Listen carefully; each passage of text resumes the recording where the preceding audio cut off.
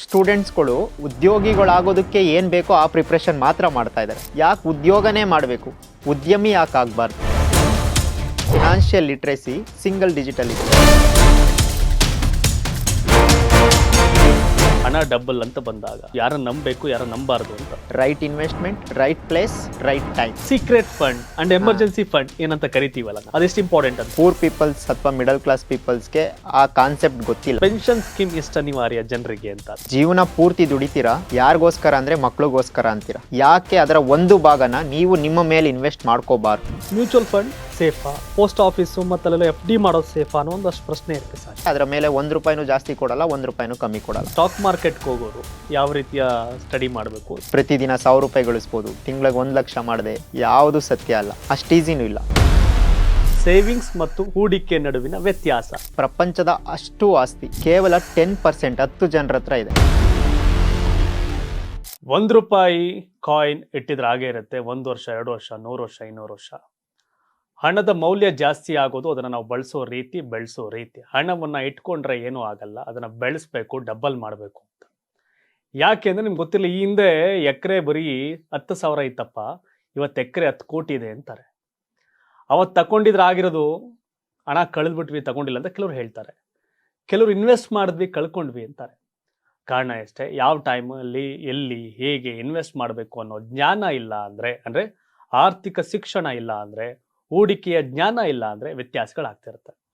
So ಹೀಗಾಗಿ ಹಣವನ್ನು double ಮಾಡೋದು ಹೇಗೆ, ಸಂಪತ್ತನ್ನು ಜಾಸ್ತಿ ಮಾಡ್ಕೊಳ್ಳೋದು ಹೇಗೆ, 10 ರೀತಿ ನಾವು ಕೆಲಸ ಮಾಡೋದು ಹೇಗೆ ಅಂತ. ಒಬ್ಬ ವ್ಯಕ್ತಿ ಒಂದು ಕೆಲಸ ಮಾಡ್ಬೋದು, ತಪ್ಪರು 2 ಮಾಡ್ಬೋದು ಅಥವಾ 3 ಮಾಡ್ಬೋದು. ಆದರೆ ಬುದ್ಧಿವಂತಿಕೆಯಲ್ಲಿ ಮಾಡಿದ್ರೆ ಒಬ್ಬ ವ್ಯಕ್ತಿ 1000 ಜನರ ಕೆಲಸವನ್ನು ಮಾಡ್ಬೋದು. ಮುಖೇಶ್ ಅಂಬಾನಿ ಇವತ್ತು ಲಕ್ಷಾಂತರ ಕೋಟಿಯ ಒಡೆಯ. ಹಣವನ್ನು ದುಡಿಯೋದು ಹೇಗೆ ಅಂತ ಕಲ್ತಿದ್ದಾರೆ, ಎಲ್ಲಿ ಇನ್ವೆಸ್ಟ್ ಮಾಡೋದು ಅಂತ ಕಲ್ತಿದ್ದಾರೆ. ಹಾಗಾಗಿ ಹಣವನ್ನು ಹೂಡಿಕೆ ಮಾಡೋದು, ಹಣವನ್ನು ಡಬಲ್ ಮಾಡೋದು, ಉದ್ಯಮ ಕಟ್ಟೋದು ಒಂದು ಕಲೆ.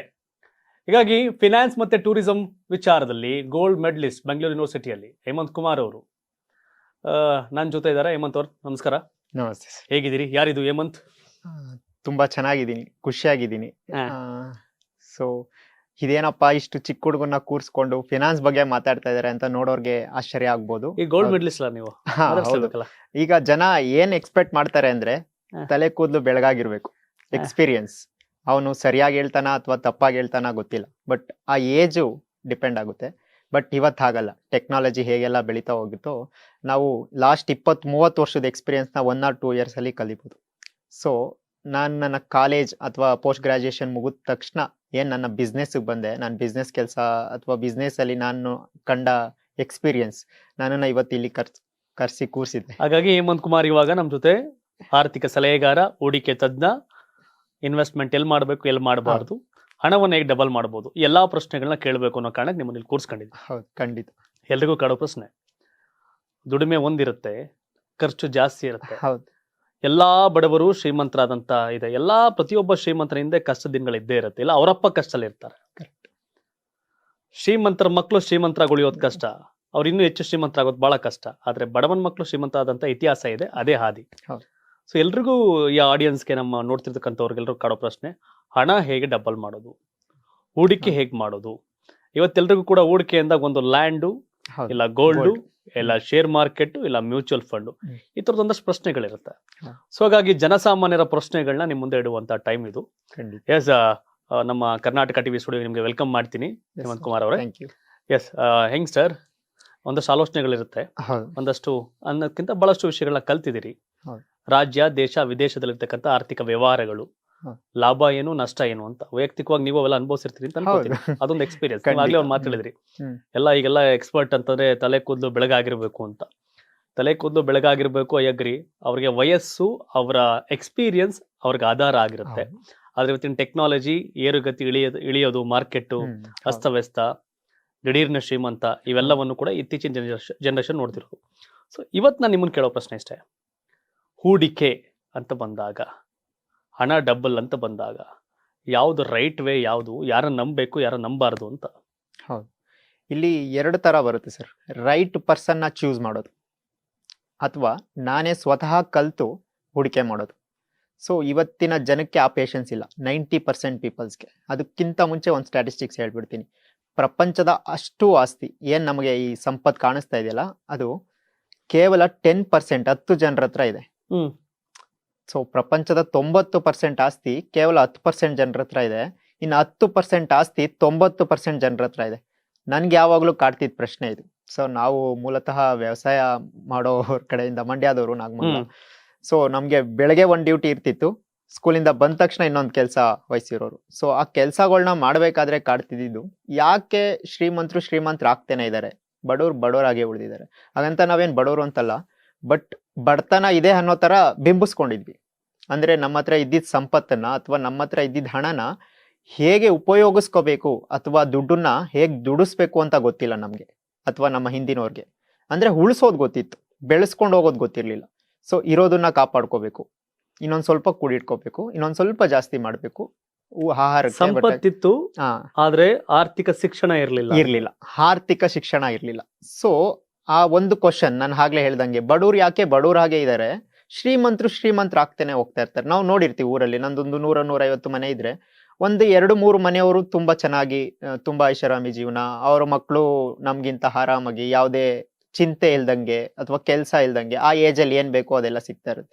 ಸೊ ಹೋಗ್ತಾ ಹೋಗ್ತಾ ಹೋಗ್ತಾ ನಾವು, ನನ್ಗೆ ಈ ಎಂಪ್ಲಾಯ್ಮೆಂಟ್ ಅಥವಾ ಕೆಲಸ ಮಾಡೋದು, ಉದ್ಯೋಗ ಮಾಡೋದು ಅಂದ್ರೆ ನನಗೆ ಮುಂಚೆಯಿಂದನೂ ಆಗ್ಬಾರ್ದು. ಯಾಕೆ ಉದ್ಯೋಗನೇ ಮಾಡ್ಬೇಕು, ಉದ್ಯಮಿ ಯಾಕೆ ಆಗ್ಬಾರ್ದು? ಸೊ ನಾನ್ ಕೇಳ್ತಾ ಇದ್ದಿದ್ದು ಇದನ್ನ ನಮ್ಮ ಮಿಡಲ್ ಕ್ಲಾಸ್ ಅಥವಾ ಈ ಲೋವರ್ ಮಿಡಲ್ ಕ್ಲಾಸ್ ಜನಗಳ ಮನೇಲಿ ಒಪ್ಪಲ್ಲ. ಸೊ ಅದು ರಿಸ್ಕ್ ಅನ್ನೋ ತರ, ರಿಸ್ಕ್ ಫ್ಯಾಕ್ಟರ್, ಸಕ್ಸಸ್ ರೇಷಿಯೋ ಕಮ್ಮಿ ಇದೆ ಅನ್ನೋದು, ಮತ್ತೆ ಬ್ಯಾಕ್ ಗ್ರೌಂಡ್ ಸಪೋರ್ಟ್ ಇರಲ್ಲ. ಸೊ ನಾನು ನನ್ನ ಪೋಸ್ಟ್ ಗ್ರಾಜುಯೇಷನ್ ಮುಗಿಸಿ ಬೆಂಗಳೂರು ಯೂನಿವರ್ಸಿಟಿಲಿ ನಾನು ಡೈರೆಕ್ಟ್ ನನ್ನ ಯಾವುದೇ ಕಂಪ್ನಿ ಕೆಲ್ಸಕ್ಕೆ ಹೋಗ್ಲಿಲ್ಲ. ನನಗೆ ಎಸ್ ಬ್ಯಾಂಕ್ ಅಥವಾ ಕೋಟಕ್ಕಲ್ಲೆಲ್ಲ ಆಫರ್ ಆಗಿತ್ತು. ಅಫ್ಕೋರ್ಸ್ ನಿಮ್ಗೆ ಗೊತ್ತಿರುತ್ತೆ, ಡಬಲ್ ಗ್ರಾಜುಯೇಷನ್, ಗೋಲ್ಡ್ ಮೆಡಲ್, ಕೆಲಸ ಆಫರ್ ಇದ್ರೂ ರಿಜೆಕ್ಟ್ ಮಾಡಿ ಒಂದಷ್ಟು ಜನರನ್ನ ನಂಬಿ ಒಂದು ಪಾರ್ಟ್ನರ್ಶಿಪ್ ಬಿಸ್ನೆಸ್ ಶುರು ಮಾಡಿದೆ. ಸೊ ಪಾರ್ಟ್ನರ್ಶಿಪ್ ಬಿಸ್ನೆಸ್ ಗೊತ್ತಿರುತ್ತೆ, ಒಂದಷ್ಟು ಹೊಡೆತಗಳು, ಎಕ್ಸ್ಪೀರಿಯನ್ಸ್ ಆಯ್ತು, ಒಂದಷ್ಟು ವರ್ಷದ ಸೇವಿಂಗ್ಸ್. ನಮ್ಗೆ ಸೇವಿಂಗ್ಸ್ ಅನ್ನೋದು ಮುಂಚೆಯಿಂದ ಬಂದಿದ್ದು, ರಕ್ತಗತ ಅಂತ ಹೇಳ್ಬೋದು. 50 ಪೈಸಾ ಕಾಯಿನ್ ಸ್ಟಿಲ್ ನನ್ನ ಹತ್ರ ಒಂದು 15 ಕಾಯಿನ್ ಇದೆ.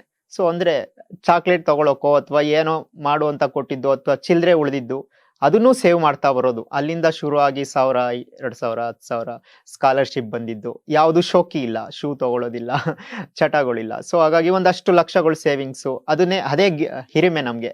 ನನ್ನ 20ನೇ ವರ್ಷದಲ್ಲಿ ನನ್ನ ಹತ್ರ ಒಂದಿಷ್ಟು ಲಕ್ಷ ಬ್ಯಾಂಕ್ ಅಕೌಂಟ್ ಅಲ್ಲಿ ಇದೆ. ಎಷ್ಟು ಲಕ್ಷ ಇತ್ತು? 4.5 ಲಕ್ಷ ಇತ್ತು 20ನೇ ವಯಸ್ಸಲ್ಲಿ. ಸ್ಟಿಲ್ ನಾನು ಓದ್ತಾ ಇದ್ದೆ.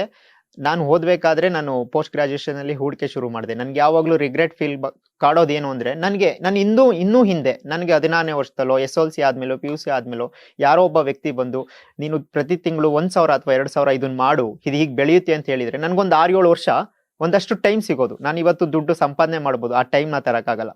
ಸೊ ಅದು ನನ್ಗೆ ಯಾವಾಗ್ಲೂ ಕಾಡುತ್ತೆ. ಸೊ ಅದು ನನ್ನ ಕೈಲಿ ಎಷ್ಟು ಜನಕ್ಕೆ ಆಗುತ್ತೋ ಅಷ್ಟನ್ನ ಮಾಡ್ಬೇಕು ಅನ್ನೋದು ನನ್ನ ಥಾಟು. ಸೊ ಆ 4.5 ಲಕ್ಷ ಏನಿತ್ತಲ್ಲ, ಅದಷ್ಟನ್ನು ನಾನು ಧೈರ್ಯವಾಗಿ, ಅಂದ್ರೆ ಅದೊಂದು ಎಕ್ಸ್ಪೀರಿಯನ್ಸ್ ಅಥವಾ ಮಾರ್ಕೆಟ್ಗೆ ನಾನು ಪಾಠ ಕಲಿಯಕ್ಕೆ ಕೊಟ್ಟೆ ಅಂತ ಹೇಳ್ಬೋದು. ರಾಂಗ್ ಪೀಪಲ್ಸ್ ಯಾವಾಗ್ಲೂ, ರೈಟ್ ಪೀಪಲ್ ಯಾವಾಗ ಮ್ಯಾಟರ್ ಆಗುತ್ತೆ ಅನ್ನೋದು ಇದೇ ವಿಷಯಕ್ಕೆ. ರಾಂಗ್ ಪೀಪಲ್ ಜೊತೆ ಕೈ ಜೋಡಿಸಿ ಬಿಸ್ನೆಸ್ ಶುರು ಮಾಡಿ ಅದೆಲ್ಲ ಕಳ್ಕೊಂಡು, ನನ್ಗೊಂದು ಕ್ವಶನ್ಸ್ ಕಾಡುತ್ತಲ್ಲ, ಮನೆ ಕಡೆ ಎಲ್ಲ ಚೆನ್ನಾಗಿತ್ತು, ಒಳ್ಳೆ ವಿದ್ಯೆ ಕೊಡ್ಸಿದ್ರು, ಒಂದ್ ಕೆಲ್ಸಕ್ಕೆ ಹೋಗ್ಬೋದಿತ್ತು, ಯಾಕೆ ಬೇಕಿತ್ತು, ಆ ಒಂದಷ್ಟು ರಾತ್ರಿಗಳು ಕಳಿಯೋದಿರುತ್ತಲ್ಲ, ಅದು ಕಲ್ಸಿದ ಪಾಠ. So financial literacy. ಸೊ ದುಡ್ಡು ಸೇವ್ ಮಾಡಿದ್ರೆ ಮಾತ್ರ ಅಲ್ಲ, ಬ್ಯಾಂಕಲ್ಲಿ ಇಟ್ಕೊಂಡ್ರೆ ಮಾತ್ರ ಅಲ್ಲ, ಅದನ್ನ ಹೇಗ್ ನಿಭಾಯಿಸ್ಬೇಕು, ಯಾವ ಜಾಗದಲ್ಲಿ ಇನ್ವೆಸ್ಟ್ ಮಾಡಬೇಕು, right investment, right place, right time.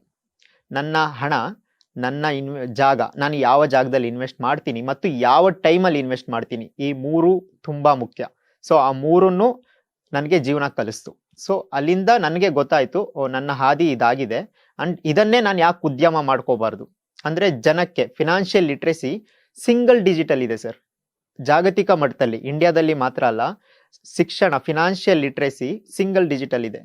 Up to 9% ವರೆಗೂ ಸಿಂಗಲ್ ಡಿಜಿಟೇ ಬರುತ್ತೆ, ಬಟ್ 3 to 4% ಮಾತ್ರ ಫಿನಾನ್ಷಿಯಲ್ ಲಿಟ್ರಸಿ ಆಗಿದ್ದಾರೆ. 95% ಜನಕ್ಕೆ ಆರ್ಥಿಕವಾಗಿ ಶಿಕ್ಷಣ ಇಲ್ಲ, ಶಿಕ್ಷಣ ಇಲ್ಲ. ನಾನು ಧೈರ್ಯವಾಗಿ ಯಾವುದೇ ಸ್ಟೇಜ್ ಮೇಲೆ ಬೇಕಾದ್ರೂ ಹೇಳ್ತೀನಿ. ಯಾಕೆ ಅಂದ್ರೆ ಸ್ಟಿಲ್ 70 ವರ್ಷದಿಂದ ಮಾಡಿರೋ ನಮ್ಮ ಎಜುಕೇಶನ್ ಸಿಸ್ಟಮ್ ಈಗಲೂ ಹಾಗೆ ಬರ್ತಾ ಇದೆ. ಸೊ ಈಗೆಲ್ಲೋ ಕೆಲವು ಸ್ಕೂಲ್ಗಳಲ್ಲಿ ಆ ಚೇಂಜ್ ಆಗಿರ್ಬೋದು. ಫಿನಾನ್ಷಿಯಲ್ ಲಿಟ್ರಸಿ ಅನ್ನೋ ಒಂದು ಕಾನ್ಸೆಪ್ಟ್, ಒಂದು ಬುಕ್ ಈಗ ಬಂದಿದೆ ಅಂತ ಕೇಳ್ಪಡ್ತಾ ಇದ್ದೀನಿ, ಚಿಕ್ಕ ಸ್ಕೂಲ್ಗಳು ಅಥವಾ ಬೇರೆ ಸ್ಕೂಲ್. ನೀವು ಹೇಳ್ತೀರಿ ಪ್ರತಿಯೊಬ್ರು ಕೂಡ ಆರ್ಥಿಕ ಶಿಕ್ಷಣವನ್ನ ಪಡೆಯೋದು ಖಂಡಿತ ಖಂಡಿತವಾಗಿ ಕೊಡ್ಲೇಬೇಕು, ಅವ್ರಿಗೆ ಕಡ್ಡಾಯ ಆಗ್ಬೇಕು ಅಂತ ಹೇಳ್ತೀರಿ. ಹೌದು, ನಮ್ಮ ರಾಜಕೀಯ ವ್ಯವಸ್ಥೆನೂ ಹಾಗೆ ಇದೆ. ನಮ್ಮ ಸ್ಟೂಡೆಂಟ್ಸ್ಗಳು ಉದ್ಯೋಗಿಗಳಾಗೋದಕ್ಕೆ ಏನ್ ಬೇಕೋ ಆ ಪ್ರಿಪ್ರೇಷನ್ ಮಾತ್ರ ಮಾಡ್ತಾ ಇದ್ದಾರೆ.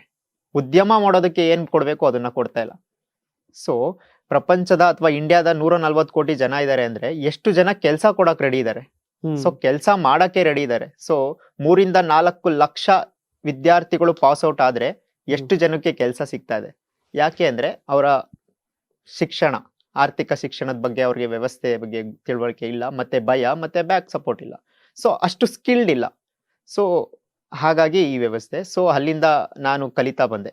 ಸೊ ನನ್ಗೊಂದಷ್ಟು ಬ್ಯಾಡ್ ಎಕ್ಸ್ಪೀರಿಯನ್ಸ್ ಅಥವಾ ಪಾರ್ಟ್ನರ್ಸ್ ಮೋಸ ಮಾಡಿದಾಗ. ಸೊ ಆರ್ಥಿಕ ಶಿಕ್ಷಣ ಯಾಕೆ ಬೇಕು, ಫಿನಾನ್ಷಿಯಲ್ ಲಿಟರಸಿ ಇವೆಲ್ಲ ಯಾಕೆ ಬೇಕು ಅಂದ್ರೆ ಸ್ವತಃ ನಿಮ್ಗೆ ಅನುಭವ ಆಯ್ತು, ಅದಾದ್ಮೇಲೆ ಇವಾಗ ಶುರು ಮಾಡಿದ್ರಿ. ಖಂಡಿತ. ನಿಮ್ ಕಂಪ್ನಿಲಿ ಈಗ ಕಂಪ್ನಿ ನೇಮ್ ಏನು, ಎಷ್ಟು ಜನ ಕೆಲಸ ಮಾಡ್ತಾರೆ ನಿಮ್ದು? So wealth alchemist financial management ಅಂತ ಹೇಳಿ. ಸೊ ನಮ್ದು ಫಿನಾನ್ಷಿಯಲ್ ಅಡ್ವೈಸರಿ. ಸೊ ಇಲ್ಲಿ ನಾನು ಹೇಗೆ ಹೂಡಿಕೆ ಮಾಡಬೇಕು, ಹೇಗೆ ಹೂಡಿಕೆ ಮಾಡಬೇಕು, ಸೆಕ್ಯೂರ್ ಆಗಿ ಹೇಗೆ ಹೂಡಿಕೆ ಮಾಡೋದು ಹೇಗೆ, ಅದ್ರ ಬಗ್ಗೆ ಗೈಡ್ ಮಾಡ್ತೀವಿ, ನಾವು ಅಡ್ವೈಸ್ ಮಾಡ್ತೀವಿ. ಯಾವುದೇ ₹1 ಯಾರದೇ ₹1 ನಮ್ಮ ಅಕೌಂಟ್ಗೆ ಹಾಕ್ಸ್ಕೊಳ್ಳೋದಾಗ್ಲಿ ಅಥವಾ ಬೇರೆಯವ್ರಿಗೆ ಹಾಕಿ ಅಂತ ಹೇಳಲ್ಲ. Secure investment with your control.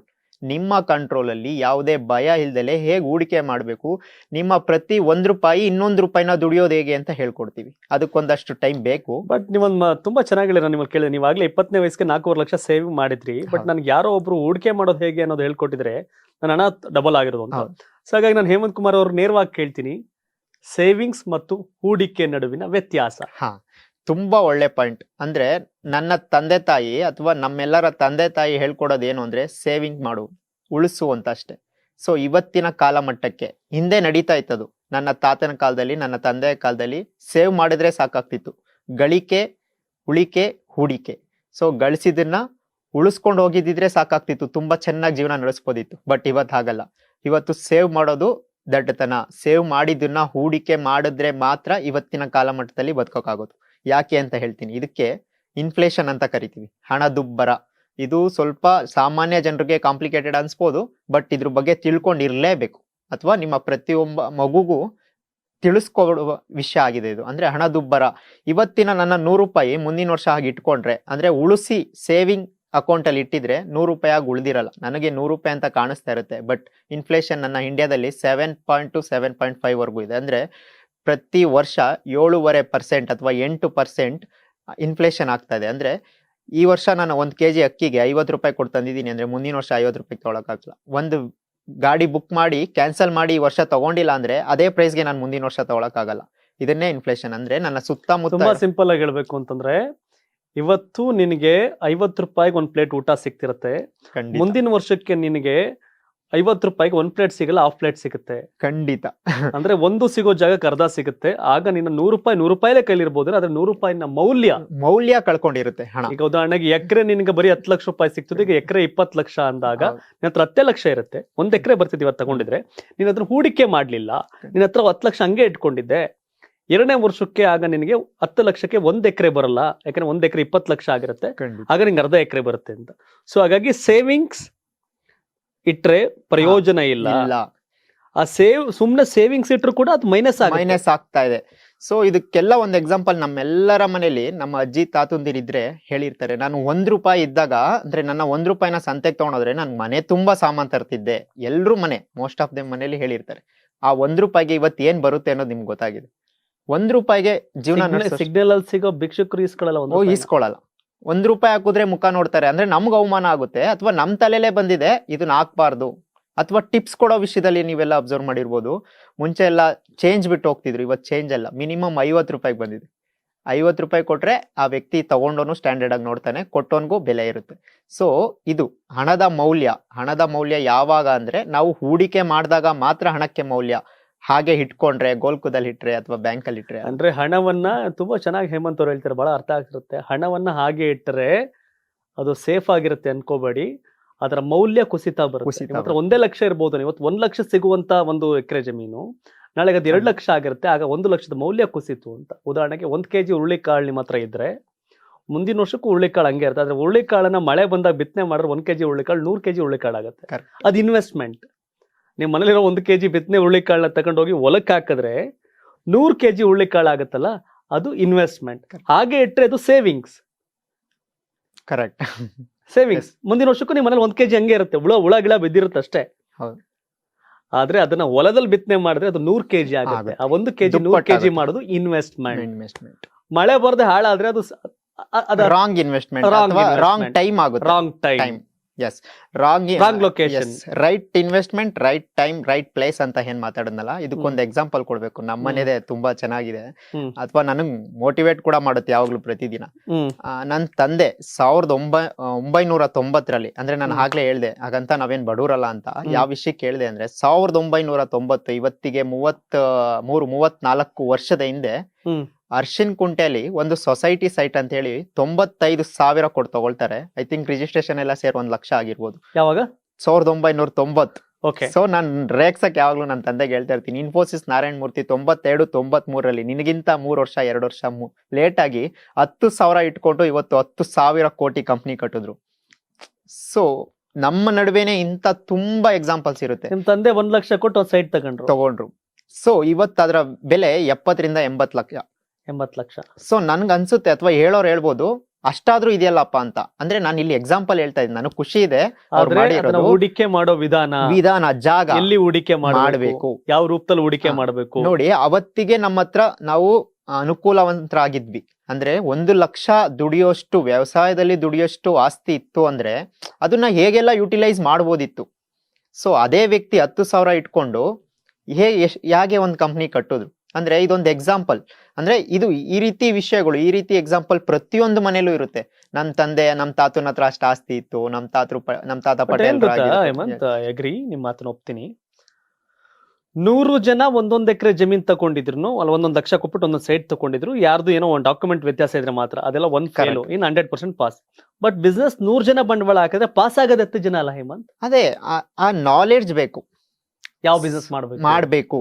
ಅಥವಾ ಅದೇ ವ್ಯಕ್ತಿ, ನನ್ನ ತಂದೆ ಅದೇ ವ್ಯಕ್ತಿ ವ್ಯಾವಹಾರಿಕವಾಗಿ ಜ್ಞಾನವಂತ ಆಗಿ, ಅಥವಾ ಬೆಂಗಳೂರಿಗೆ ಬಂದು, ಬಿಕಾಸ್ ಅವರು ಅಗ್ರಿಕಲ್ಚರ್ ಮಾಡ್ತಾ ಇದ್ರು, ಅಥವಾ ವ್ಯಾವಹಾರಿಕವಾಗಿ ಓಡಾಟ ಇಲ್ಲ, ಅಥವಾ ಗೊತ್ತಿಲ್ಲ, ಆ ಭಯ ಇದೆ.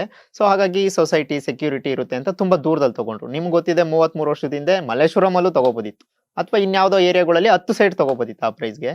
ಬಟ್ ಏನಂದ್ರೆ ಅಲ್ಲಿ ಆರ್ಥಿಕ ಶಿಕ್ಷಣ ಇಲ್ಲ.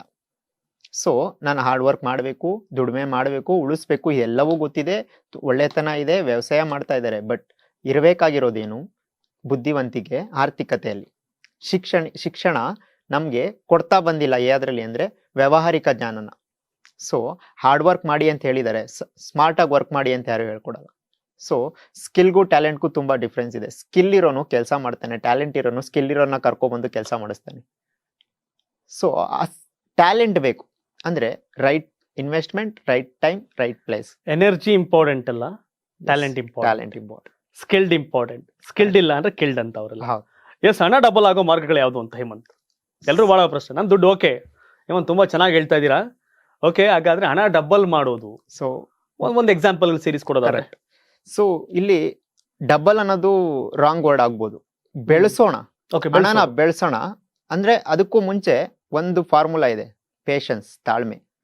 ನಾಳೆನೆ ಯಾವುದು ಡಬಲ್ ಆಗಕ್ಕಾಗಲ್ಲ, ಅಥವಾ ನಾಳೆನೆ ನಮ್ಗೆ ಸಕ್ಸಸ್ ಸಿಗಕ್ಕಾಗಲ್ಲ. ಅಂದ್ರೆ ಒಂದು ಸ್ಟ್ಯಾಟಿಸ್ಟಿಕ್ಸ್ ಹೇಳ್ಬಿಡ್ತೀನಿ, ಪ್ರತಿ ತಿಂಗಳು 2 ಲಕ್ಷ ಕೋಟಿ ಸ್ಕ್ಯಾಮ್ ರಿಜಿಸ್ಟರ್ ಆಗ್ತಾ ಇದೆ ನಮ್ಮ ಇಂಡಿಯಾದಲ್ಲಿ. 2 ಲಕ್ಷ ಕೋಟಿ, ಅದರಲ್ಲಿ 99% ವಿದ್ಯಾವಂತರದು.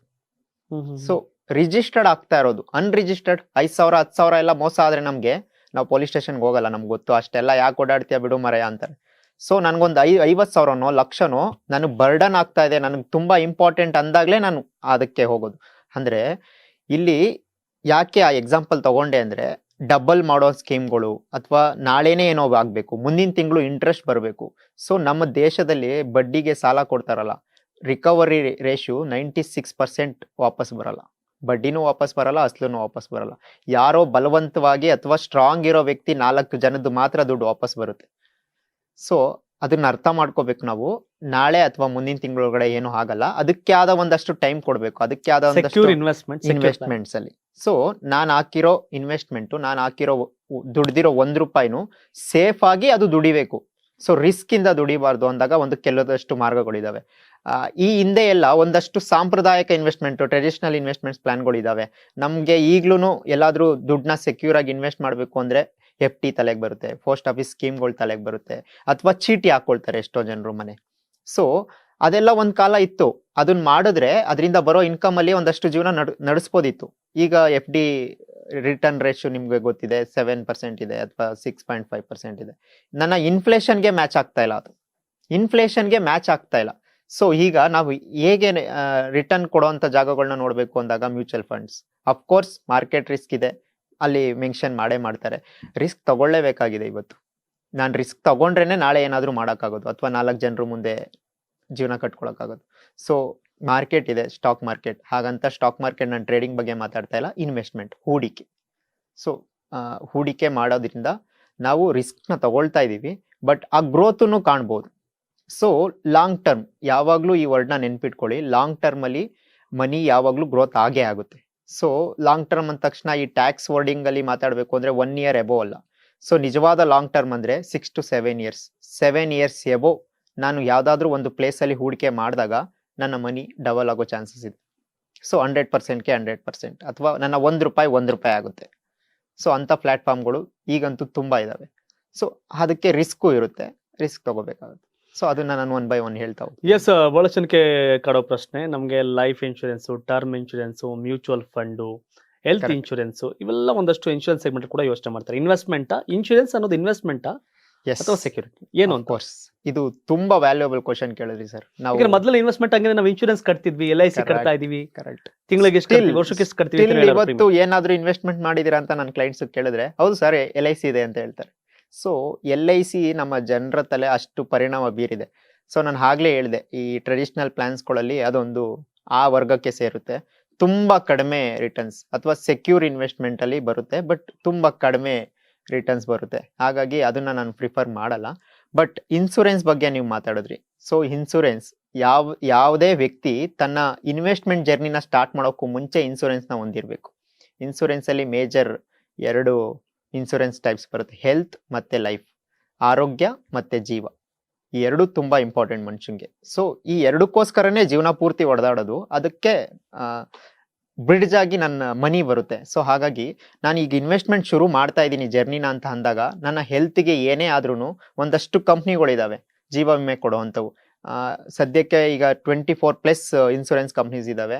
ಆ ಕಾಂಪಿಟೇಷನ್ಸ್ ಕೂಡ ಇದೆ. ನಮ್ಮ ಕಡಿಮೆ ಪ್ರೀಮಿಯಂ ಅಲ್ಲಿ ಒಂದು ಹೆಲ್ತ್ ಇನ್ಸೂರೆನ್ಸ್ ಮಾಡಿಸ್ಕೊಂಡ್ರೆ ನನಗೆ ಮತ್ತೆ ನನ್ನ ಫ್ಯಾಮಿಲಿಗೆ, ನನ್ನ ಯಾವುದೇ ಸಮಯದಲ್ಲಿ ಆ ಕಂಪ್ನಿ ಬಂದು ನನ್ನ ಪರವಾಗಿ ಹಾಸ್ಪಿಟಲ್ ಅಲ್ಲಿ ಪೇ ಮಾಡುತ್ತೆ. ಆಗ ನಾನು ಏನು ಹೂಡಿಕೆ ಮಾಡ್ತಾ ಬಂದಿರ್ತೀನಲ್ಲ ಅಲ್ಲಿಂದ ತೆಗಿಯೋದು ತಪ್ಪುತ್ತೆ.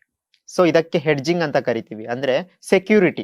ಸೊ ನಾನು ಹೂಡಿಕೆ ಮಾಡಕ್ ಶುರು ಮಾಡ್ತಾ ಇದ್ದೀನಿ, ನನಗೆ ಯಾವುದೇ ಸಮಯದಲ್ಲಿ ಏನಾದ್ರೂ ಅನಾರೋಗ್ಯ ಬರ್ಬೋದು, ಆಗ ನಾನು ಹೂಡಿಕೆ ಮಾಡಿರೋ ದುಡ್ಡನ್ನ ತೆಗಿಬಾರ್ದು. ಯಾಕೆ ಅಂದ್ರೆ ಕಾಂಪೌಂಡಿಂಗ್ ಆಗ್ತಾ ಹೋಗುತ್ತೆ. ಕಾಂಪೌಂಡಿಂಗ್ ಬಗ್ಗೆ ಮುಂದೆ ಹೇಳ್ತೀನಿ. ಸೊ ಆ ಕಾಂಪೌಂಡಿಂಗ್ ಹಾಳಾಗದೆ ಇರೋ ತರ ನೋಡ್ಕೊಳ್ಳೋದಕ್ಕೆ ನನಗೆ ಇನ್ಸೂರೆನ್ಸ್ ಬಹುಮುಖ್ಯ. ಅದೇ ರೀತಿ term insurance one of the best investment under ಅಲ್ಲಿ ಬರುತ್ತೆ ಟರ್ಮ್ ಇನ್ಶೂರೆನ್ಸ್. ಇದು ಹೇಗಪ್ಪ ನಾನು ಸತ್ ಮೇಲೆ ಬರೋ ದುಡ್ಡಿಗೆ ಬೆಸ್ಟ್ ಇನ್ವೆಸ್ಟ್ಮೆಂಟ್ ಅಂತ ಹೇಳ್ತಾ ಇದ್ದೇನೆ ಅಂದ್ರೆ, ನನ್ನನ್ನು ಒಂದಷ್ಟು ಜನ ನಂಬಿರ್ತಾರೆ, ಅಥವಾ ನನ್ಗೊಂದು ಫ್ಯಾಮಿಲಿ ಡಿಪೆಂಡ್ ಆಗಿರುತ್ತೆ. ಸೊ ನನಗೆ ನನ್ನ ಜೀವಕ್ಕೆ ಏನಾದ್ರೂ ಆದ್ರೆ ಅವ್ರಿಗೊಂದಷ್ಟು ದುಡ್ಡು ಬಂದ್ರೆ, ಸೊ ಅವರ ಆರ್ಥಿಕ ಸ್ಥಿತಿ ಅಲ್ಲಿಂದ ಮೇಲೋಗುತ್ತೆ. ಅಥವಾ ಮಕ್ಳಿದ್ರೆ ಮಕ್ಳು ಸ್ಟಡೀಸ್ಗಾಗುತ್ತೆ, ಅವ್ರೊಂದಷ್ಟು ಎಜುಕೇಶನ್ ಓದ್ಕೊಂಡ್ರೆ ಅವ್ರು ನೆಕ್ಸ್ಟ್ ದುಡಿಯೋಕ್ ಬರ್ತಾರೆ. ಸೊ ಅದೇ ನಾನು ಏನೂ ಪ್ಲಾನ್ ಮಾಡ್ಕೊಳ್ದಲೆ, ಅಥವಾ ವ್ಯಕ್ತಿ ಮನೆ ಯಜಮಾನ ಹೋಗ್ಬಿಟ್ರೆ ಅಥವಾ ಜೀವಕ್ಕೆ ಏನಾದ್ರೂ ಆದಾಗ ಆ ದುಡಿಮೆ ಕಂಪ್ಲೀಟ್ ನಿಂತೋಗುತ್ತೆ. ಬಹುತೇಕ ಇಂಡಿಯಾದಲ್ಲಿ ಇಡೀ ಫ್ಯಾಮಿಲಿ ಒಬ್ಬ ವ್ಯಕ್ತಿ ಮೇಲೆ ಡಿಪೆಂಡ್ ಆಗಿರೋದುಂಟು. ಸೊ ಅದಕ್ಕೆ ಹೆಡ್ಜಿಂಗ್ ತುಂಬಾ ಇಂಪಾರ್ಟೆಂಟ್ ಟರ್ಮ್ ಇನ್ಶೂರೆನ್ಸ್. ಸೊ ಈ 2 ನಾನು ಪ್ರಿಫರಬಲ್ ಮಾಡ್ತೀನಿ. ಯಾವುದೇ ವ್ಯಕ್ತಿ ಇನ್ವೆಸ್ಟ್ಮೆಂಟ್ ಜರ್ನಿ ಶುರು ಮಾಡೋಕ್ಕಿಂತ ಮುಂಚೆ ಈ 2 ಇನ್ಸೂರೆನ್ಸ್ ತುಂಬಾ ಮುಖ್ಯ. Of course vehicle insurance government permanent ಮಾಡಿದೆ, ಅದನ್ನ ಚೆಕ್ ಮಾಡ್ತಾರೆ ನಮ್ಮ ಪೊಲೀಸರು. ಸೊ ಹಾಗಾಗಿ ಅದನ್ನ ಮಾಡಿಸ್ಕೊಳ್ತಾರೆ. ಸೊ ಈ 2ಕ್ಕೂ ಕಂಪಲ್ಸರಿ ಇಲ್ಲ, ಹಾಗಾಗಿ ಜನಕ್ಕೆ ಅಷ್ಟು ರೀಚ್ ಆಗಿಲ್ಲ. ಸೊ ಇವು 2 ನಾನು ಯಾವಾಗ್ಲೂ ಜನಕ್ಕೆ ಹೇಳೋದು, ನಿಮ್ಮ ಇನ್ವೆಸ್ಟ್ಮೆಂಟ್ ಜರ್ನಿ ಶುರು ಮಾಡೋಕ್ಕಿಂತ ಮುಂಚೆ ದಯವಿಟ್ಟು ಹೆಲ್ತ್ ಮತ್ತೆ ಟರ್ಮ್ ಇನ್ಶೂರೆನ್ಸ್ ನ ಮಾಡ್ಕೊಳ್ಳಿ. ಹೆಲ್ತ್, ಟರ್ಮ್ ಇನ್ಶೂರೆನ್ಸ್ ಬೇಕೇ ಬೇಕು, ಕಂಪಲ್ಸರಿ. ಯಾವ ಕಂಪ್ನಿ ಅನ್ನೋದೆಲ್ಲ ಅವರ ನಿರ್ಧಾರ ಅದರಲ್ಲಿ ನೋಡ್ಕೊಂಡು ಮಾಡ್ಬೇಕಾಗುತ್ತೆ. ಅದಕ್ಕೆ IRDA ಬೋರ್ಡ್ ಇದೆ, ರೆಗ್ಯುಲೇಟರಿ ಇದೆ, ನೋಡ್ಕೊಳ್ಳುತ್ತೆ, ಸೆಕ್ಯೂರ್ ಇದೆ, ಖಂಡಿತ ಮಾಡ್ಬೋದು. ಎಸ್, ಇನ್ನೊಂದಷ್ಟು ಕಾಡೋ ಪ್ರಶ್ನೆ, ಮ್ಯೂಚುವಲ್ ಫಂಡ್ಸ್ ಬಗ್ಗೆ ಒಂದಷ್ಟು ಜನ ಕೇಳ್ತಿರ್ತಾರೆ ಪ್ರಶ್ನೆಗಳನ್ನ. ಹೌದು. ಮ್ಯೂಚುವಲ್ ಫಂಡ್ ಸೇಫಾ, ಇಲ್ಲ ಪೋಸ್ಟ್ ಆಫೀಸ್ ಮತ್ತಲ್ಲೆಲ್ಲ FD ಮಾಡೋದು ಸೇಫಾ ಅನ್ನೋ ಒಂದಷ್ಟು ಪ್ರಶ್ನೆ ಇರುತ್ತೆ Correct. ಸಹಜವಾಗಿ. ಖಂಡಿತ ಕರೆಕ್ಟ್. ಯಾವ್ದು ಬೆಸ್ಟ್? ಸೊ ನಾನು ಆಗ್ಲೇ ಹೇಳಿದೆ, 2 ತರ ಇನ್ವೆಸ್ಟ್ಮೆಂಟ್ ಬರುತ್ತೆ, ಒಂದು ಟ್ರೆಡಿಷನಲ್, ಒಂದು market return. So mutual fund market return under ಅಲ್ಲಿ ಬರುತ್ತೆ. ಮಾರ್ಕೆಟ್ ಏನ್ ಕೊಡುತ್ತೋ, ಈ ವರ್ಷದ ರಿಟರ್ನ್ ಅಥವಾ ಈ ತಿಂಗಳ ರಿಟರ್ನ್ ಅಲ್ಲಿ ಮಾರ್ಕೆಟ್ ಹೇಗೆ ಮೂವ್ ಆಗಿದೆ ಅಥವಾ ಅದಾಗಿ ಗಳಿಸಿದೆಯಲ್ಲ, ಅದ್ರ ಬೇಸ್ ಮೇಲೆ ಮ್ಯೂಚುವಲ್ ಫಂಡ್ ರಿಟರ್ನ್ಸ್ ಕೊಡುತ್ತೆ. ಆದ್ರೆ ಟ್ರೆಡಿಷನಲ್ ಪ್ಲಾನ್ಸ್ ಇವೆಲ್ಲ ಪೋಸ್ಟ್ ಆಫೀಸ್ ಮತ್ತೆ FD ಎಲ್ಲ ಫಿಕ್ಸ್ಡ್ ರಿಟರ್ನ್. ನಾನು ವರ್ಷಕ್ಕೆ ಇಷ್ಟು ಕೊಡ್ತೀನಿ ಅಂತ ಬಾಂಡ್ ಮಾಡ್ಕೊಟ್ಟಿರ್ತಾರೆ, ಅದರ ಮೇಲೆ ₹1 ಜಾಸ್ತಿ ಕೊಡಲ್ಲ, ₹1 ಕಮ್ಮಿ ಕೊಡಲ್ಲ. ಸೊ ಹಾಗಾಗಿ ಅದನ್ನ ನಾನು ಅಂದ್ರೆ ಹಿಂದೆ ನಡೀತಾ ಇತ್ತು, ಇವಾಗ ಅದು ಅಷ್ಟು ಒಳ್ಳೆ ಇನ್ವೆಸ್ಟ್ಮೆಂಟ್ ಅಂಡರ್ ಅಲ್ಲಿ ಬರಲ್ಲ. ಯಾಕೆ ಅಂದ್ರೆ ಅದು ಇನ್ಫ್ಲೇಷನ್ಗೂ ಮ್ಯಾಚ್ ಆಗ್ತಾ ಇಲ್ಲ. ಸೊ ಈಗ ಜನ ಸ್ವಲ್ಪ ಎಚ್ಚೆತ್ಕೊಂಡಿದ್ದಾರೆ. ಈಗ ಅದ್ರ ಸ್ಟ್ಯಾಟಿಸ್ಟಿಕ್ಸ್ ಹೇಳೋದಾದ್ರೆ 8% ಪೀಪಲ್ಸ್ ಮ್ಯೂಚುವಲ್ ಫಂಡ್ಸ್ ಅಲ್ಲಿ ಇನ್ವೆಸ್ಟ್ ಮಾಡ್ತಾ ಇದ್ದಾರೆ. ಓಕೆ 8%, ನಾನು ಆಗ್ಲೇ ಹೇಳಿದೆ ಸಿಂಗಲ್ ಡಿಜಿಟ್. ಸೊ ಆರ್ಥಿಕ ಸ್ಥಿತಿ ಹೇಗಿದೆ ಅನ್ನೋದಕ್ಕೆ ಎಕ್ಸಾಂಪಲ್. ಸೊ 100% ಅಲ್ಲಿ 8% ಜನ ಮಾರ್ಕೆಟ್ ಅಲ್ಲಿ ಅಥವಾ ಮ್ಯೂಚುವಲ್ ಫಂಡ್ ಅಲ್ಲಿ ಇನ್ವೆಸ್ಟ್ ಮಾಡಕ್ ಶುರು ಮಾಡಿದ್ದಾರೆ. ಸೊ ಅಲ್ಲಿಗೆ ಅರೌಂಡ್ 140 ಕೋಟಿಲಿ ಒಂದು 12ರಿಂದ 13 ಕೋಟಿ ಜನ ಇನ್ವೆಸ್ಟ್ಮೆಂಟ್ ಮಾಡಕ್ ಶುರು ಮಾಡಿದ್ದಾರೆ. ಅಲ್ಲಿ ನಾವು ಟಿವಿ ಆಡ್ಸ್ ಅಲ್ಲಿ ಕೂಡ ನೋಡಿರ್ಬೋದು, 2015 ಇಂದ ಟಿವಿಲಿ ಮ್ಯೂಚುವಲ್ ಫಂಡ್ ನ ಪ್ರಮೋಟ್ ಮಾಡಕ್ ಬಿಟ್ಟಿದ್ದಾರೆ. ಯಾಕೆ ಅಂದ್ರೆ ಇದುವರೆಗೂ ಮ್ಯೂಚುವಲ್ ಫಂಡ್ ಶುರು ಆದಾಗಿಂದ ಇದುವರೆಗೂ ಯಾವುದೇ ಮ್ಯೂಚುವಲ್ ಫಂಡ್ ಕಂಪ್ನಿ ಕ್ಲೋಸ್ ಆಗಿಲ್ಲ, ಮತ್ತೆ ಯಾವುದೇ mutual fund company long term ಅಲ್ಲಿ ಲಾಸ್ ಆಗಿಲ್ಲ, ಲಾಂಗ್ ಟರ್ಮ್ ಅಲ್ಲಿ. ಸೊ ನಾನು ಇವತ್ತು ಹಾಕಿ ಮುಂದಿನ ತಿಂಗಳು ತಗೊಳ್ತೀನಿ ಅಂದ್ರೆ ಅಫ್ಕೋರ್ಸ್ ಲಾಸ್ ಆಗುತ್ತೆ, ಅಥವಾ ಲಾಭನೂ ಆಗಿರ್ಬೋದು.